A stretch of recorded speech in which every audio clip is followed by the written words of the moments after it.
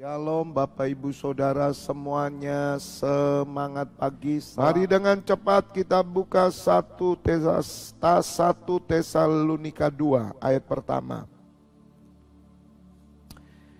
1 Tesalonika 2 ayat pertama, agak panjang saudara ya, 12 ayat. Kamu sendiri pun memang tahu saudara-saudara bahwa kedatangan kami di antaramu tidaklah sia-sia. Tetapi sungguh pun kami sebelumnya seperti kamu tahu telah dianiaya dan dihina di Filipi. Namun dengan pertolongan Allah kita kami beroleh keberanian untuk memberitakan Injil Allah kepada kamu dalam perjuangan yang berat.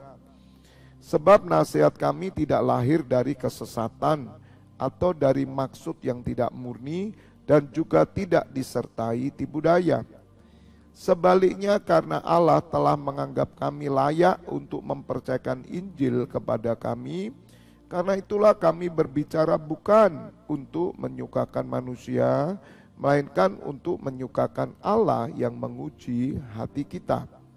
Karena kami tidak pernah bermulut manis, hal itu kamu ketahui, dan tidak pernah mempunyai maksud loba yang tersembunyi. Allah adalah saksi. Juga tidak pernah kami mencari pujian dari manusia, baik dari kamu maupun dari orang-orang lain. Sekalipun kami dapat berbuat demikian sebagai rasul-rasul Kristus. Tetapi kami berlaku ramah di antara kamu, sama seperti seorang ibu mengasuh dan merawati anaknya. Demikianlah kami dalam kasih sayang yang besar akan kamu, bukan saja rela membagi Injil Allah dengan kamu, tapi juga hidup kami sendiri dengan kamu, karena kamu telah kami kasih. Sebab kamu masih ingat saudara-saudara akan usaha dan jerih lelah kami, sementara kami bekerja siang malam, supaya jangan menjadi beban bagi siapapun juga di antara kamu. Kami memberitakan Injil Allah kepada kamu. Kamu adalah saksi, demikian juga Allah. Betapa saleh, adil, dan tak bercacatnya kami berlaku di antara kamu yang percaya. Kamu tahu betapa kami seperti bapa terhadap anak-anaknya, telah menasihati kamu dan menguatkan hatimu seorang demi seorang, dan meminta dengan sangat supaya kamu hidup sesuai dengan kehendak Allah yang memanggil kamu ke dalam kerajaan dan kemuliaannya. Katakan amin. Berbahagialah Bapak Ibu Saudara yang mendengar firman Tuhan, merenungkan dan melakukan dalam hidupnya. Saya memberikan judul pesan Tuhan pagi hari ini adalah seperti Bapa sayang anaknya. Seperti Bapa sayang anaknya. Bapak Ibu Saudara, Rasul Paulus menceritakan, menyampaikan bagaimana pelayanannya kepada jemaat-jemaat yang digembalakan. Rasul Paulus menjadi seperti seorang bapak yang menyayangi anaknya. Sehingga apa yang dilakukan Rasul Paulus kepada jemaat, Rasul Paulus tidak mencari pujian, tidak menyukakan manusia, tetapi dia menyukakan hati Allah yang menyukakan Allah yang menguji hatinya. Sehingga Rasul Paulus dalam pelayanan dia itu seperti seorang ibu yang merawat anaknya. Seperti seorang bapak yang memelihara anak-anaknya. Bapak Ibu Saudara, Rasul Paulus terkenal rasul yang sangat keras. Surat-suratnya sangat keras saudara. Tetapi dalam pelayanan Rasul Paulus memiliki hati seorang bapa. Bapak Ibu Saudara, penting sekali kita memiliki hati seorang bapa. Di dalam pelayanan kita tidak boleh memiliki roh yang lain. Tetapi kita memiliki roh Bapa. Sebab kita menerima roh Allah. Dan Allah adalah Bapa kita. Orang yang melayani Tuhan dengan hati Bapa maka orang ini tidak mencari pujian. Dia tidak berusaha untuk menyukakan manusia. Bahkan mereka menunjukkan bagaimana hidup mereka di hadapan jemaat. Sebagaimana Rasul Paulus berkata bahwa kamu adalah saksi. Demikian juga Allah. Betapa saleh, adil dan tak bercacatnya kami berlaku di antara kamu yang percaya. Dan Rasul Paulus berkata, kami tidak pernah bermulut manis. Bapak ibu saudara, orang yang melayani memiliki hati Bapa, mereka tidak bermulut manis. Bapak ibu saudara, sebelum saya bertobat, saya tidak punya hati Bapa. Karena ya saya kepahitan dengan papa saya, juga dengan mama, keluarga, kondisi keadaan keluarga membuat saya menjadi orang yang dingin hati, menjadi orang yang tidak peduli atau egois. Saya hanya memikirkan pribadi saya dan juga keluarga saya sendiri, artinya istri, anak-anak. Saya pribadi yang sukar sekali untuk mengampuni. Karena jika saya sudah tidak suka dan saya tidak akan pernah memaafkan mereka dan mereka sudah out dari hidup saya. Dan saya tidak mau berurusan dengan orang itu. Bapak ibu saudara, tetapi tahun 98 ketika Tuhan Yesus datang kepada saya, berubah. Saya menerima hati Bapa. Karena saya diterima sebagai anak oleh Bapa melalui putranya. Ketika hati Bapa turun atas saya mengampuni papa saya mengampuni mama saya mengampuni adik saya mengampuni semua orang yang bersalah kepada saya. Bahkan saya mengampuni diri saya sendiri. Itulah modal dasar dalam pelayanan. Saya bisa mengasihi jiwa-jiwa. Saya bisa melihat orang yang menderita. Saya bisa duduk bersama. Itu semua karena roh Bapa, saudara. Sesuatu yang bertolak belakang dari hidup saya sesungguhnya.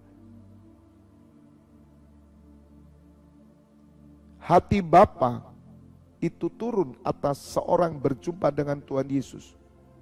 Itulah yang disebut pemulihan hati Bapa. Bapak ibu saudara, jika seseorang belum mengalami pemulihan hati Bapa, maka yang dia lakukan semuanya untuk kepentingan pribadi. Maka itu Rasul Paulus berkata bahwa aku tidak bermulut manis. Bahkan tidak pernah mempunyai maksud loba yang tersembunyi. Allah adalah saksi. Bapak ibu saudara, jika seseorang belum memiliki pemulihan hati Bapa, rata-rata egois. Segala sesuatu ditujukan untuk keuntungan pribadi dan bermulut manis. Bahkan dikatakan juga tidak pernah kami mencari pujian dari manusia. Saudara, orang yang belum mengalami pemulihan hati Bapa suka mencari pujian. Kalau dalam bahasa umum itu gila hormat. Orang yang gila hormat sesungguhnya mereka belum pemulihan hati Bapa. Kemudian dikatakan kami tidak pernah mencari pujian dari manusia, baik dari kamu maupun dari orang-orang lain, sekalipun kami dapat berbuat demikian sebagai rasul-rasul Kristus. Bapak Ibu Saudara, rasul-rasul sesungguhnya layak dia mendapat pujian. Tetapi Rasul Paulus sadar bahwa Bapa mempercayakan pelayanan kepada Rasul Paulus untuk merawat, mendidik, menegur, menasihati seperti seorang bapa kepada anaknya. Bapak Ibu Saudara, seorang bapa, seorang ayah tidak punya maksud loba. Seorang ayah tidak mencari pujian. Seorang ayah tidak bermulut manis. Seorang ayah yang baik, yang mengasihi anaknya, ia akan menghajar anak yang disayanginya. Demikian juga Bapak Ibu Saudara, pelayanan Rasul Paulus. Dan pagi hari ini Tuhan mau saudara memiliki hati Bapa. Seorang yang memiliki hati Bapa, dia tidak menuntut untuk dilayani, saudara. Tetapi seorang Bapa itu melayani. Menjadi seorang Bapa itu tidak munafik. Tidak menyembunyikan sesuatu untuk keuntungan dia, tidak. Pentingnya pemulihan hati Bapa di dalam diri kita, supaya pelayanan kita murni, supaya nasihat kita bersih, supaya pujian penyembahan kita didasari oleh kasih Allah. Firman Tuhan di dalam surat Roma berkata bahwa oleh Roh Kudus kita berseru, ya Aba, ya Bapa. Bapak Ibu Saudara, ketika saya bisa memanggil Allah itu Bapa, saya menangis saudara. Karena saya menemukan kasih Bapa. Saya menemukan hati Bapa. Hati Bapa itulah yang saya berikan kepada jemaat. Bapak Ibu Saudara, surat Rasul Paulus sangat keras. Namun Rasul Paulus melayani jemaat seperti bapa yang sayang kepada anaknya. Dan Rasul Paulus meminta supaya jemaat hidup sesuai dengan kehendak Allah. Dan juga Rasul Paulus menasihati dan menguatkan hati jemaat. Walaupun perkataan yang keras. Bapak Ibu Saudara, banyak orang yang mengatakan bahwa saya ini keras, saya ini kasar. Banyak orang yang berkata khotbahnya hanya marah-marah. Tapi pagi hari ini Bapak Ibu Saudara, saya mau mengatakan, hanya hati Bapa yang memampukan saya untuk menjadi orang yang keras. Mendidik jemaat, menegur. Karena seperti Bapa yang sayang anaknya, demikian pelayanan saya. Oleh karena itu Bapak Ibu Saudara, orang yang sudah memiliki hati Bapa, mereka tidak akan menyembunyikan sesuatu. Mereka tidak akan menutup-nutupi sesuatu. Orang yang punya hati Bapa, mereka itu terbuka. Saudara, Rasul Paulus adalah pribadi yang terbuka. Rasul Paulus tidak pernah menyembunyikan apapun. Saya merasakan saudara, sejak tahun 98 ketika saya berjumpa dengan Tuhan Yesus, saya menerima hati Bapa. Saya sudah tidak perlu menyembunyikan sesuatu. Berbeda ketika sebelum berjumpa dengan Tuhan Yesus, banyak hal yang harus kami sembunyikan. Kami bersembunyi di balik sesuatu yang kami bangun supaya kami mendapat pujian, supaya kami dapat hormat. Tetapi kami rapuh. Kami seolah-olah membangun tembok yang begitu kuat. Kami membangun tembok yang begitu indah, sehingga orang mulai memuji kami, sehingga orang mulai memberi hormat. Tetapi di dalamnya, di balik tembok itu, kerapuan yang besar sesungguhnya. Ketakutan yang besar.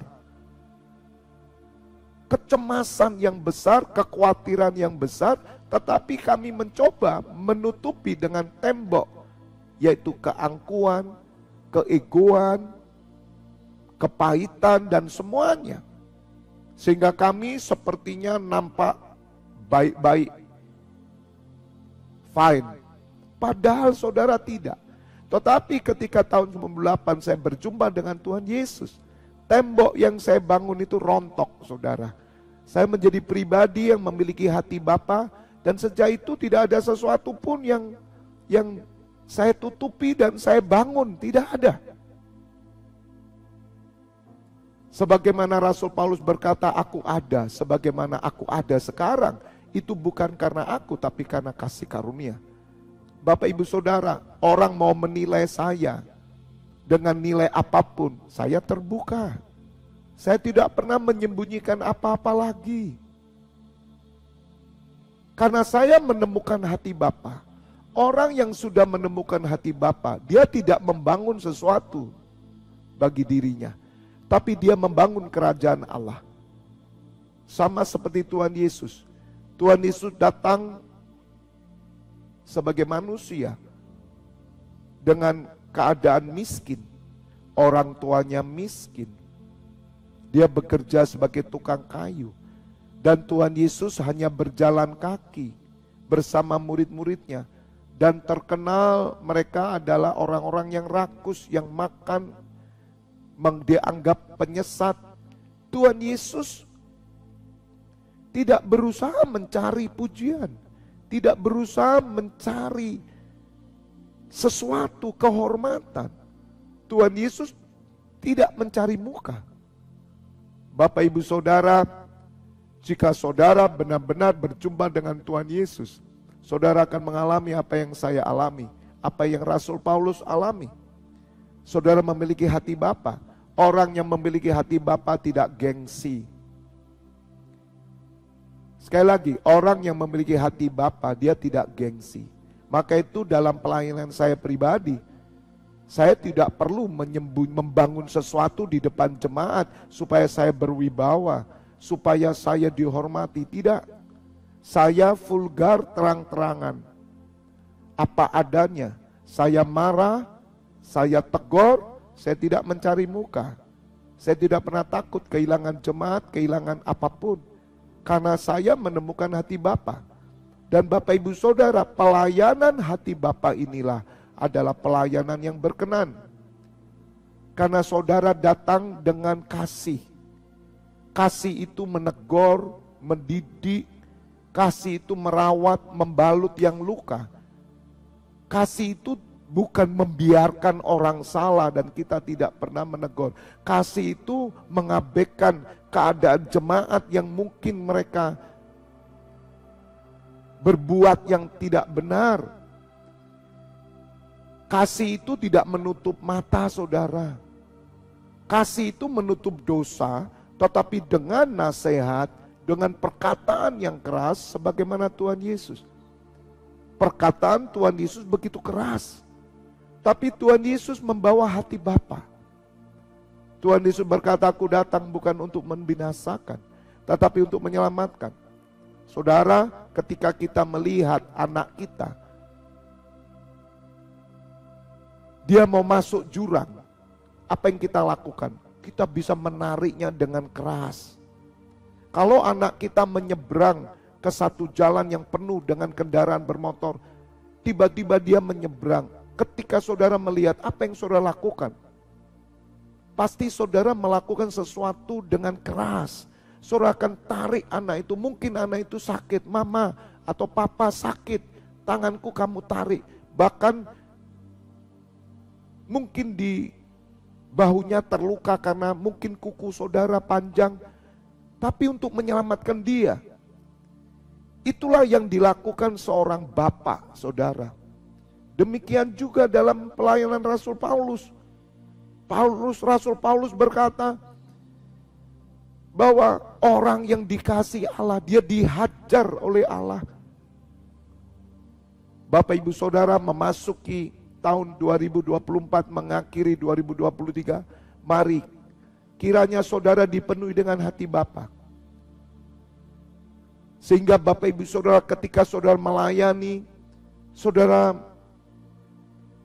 dengan tulus hati, dengan kasih yang agape, dengan tidak ada yang saudara sembunyikan, tidak gengsi, tidak malu. Kita tidak perlu membangun apa-apa dalam diri kita. Itu tandanya saudara mengalami pemulihan hati Bapa. Saudara bisa mengampuni, saudara bisa menerima orang yang bersalah, bahkan seorang penjahat, seorang pelacur, mereka bertobat, bahkan mereka yang ditolak masyarakat, saudara bisa menerima. Karena apa? Hati Bapa. Sebelum saya menerima hati Bapa, saya tidak pernah bisa melayani. Hati Bapa itulah iman yang datang dari Tuhan Yesus. Karena di dalam iman itu ada kasih agape. Kiranya firman Tuhan pagi hari ini boleh membuat kita mengerti. Seperti Bapa yang mengasihi anaknya, seperti Bapa yang sayang anaknya. Demikian juga ketika kita melayani. Dan secara pribadi, saya sebagai gembala, pemimpin di NCC Internasional, Bapak Ibu saudara mengerti bahwa seperti Bapa yang sayang anaknya, demikian juga saya mengasihi Bapak Ibu saudara. Semua imam-imam yang saya gembalakan, supaya Bapak Ibu saudara juga menerima the true love of Father. Kasih yang sejati dari seorang ayah. Dan Bapak Ibu saudara pun bisa mengasihi dan melayani sesama. Seperti Bapa mengasihi saudara dan saya. God bless you all. Mari kita berdoa Bapak Ibu saudara. Bapa, kami bersyukur Engkau memberikan hati Bapa kepada kami. Karena itulah modal pelayanan kami. Kami mau seperti Rasul Paulus, kami mau seperti putramu Yesus Kristus. Tidak ada sesuatu yang tersembunyi dalam hidup kami. Engkau yang menjadi saksi bagaimana salehnya hidup kami, betapa kudus, suci, tak bercacat. Ya Bapa, biarlah pemulihan hati Bapa terjadi pagi hari ini kepada semua imam-Mu, sehingga kami boleh melayani sesuai dengan apa yang Kau inginkan, sesuai dengan kehendak-Mu, dan menyelesaikan pekerjaan di muka bumi.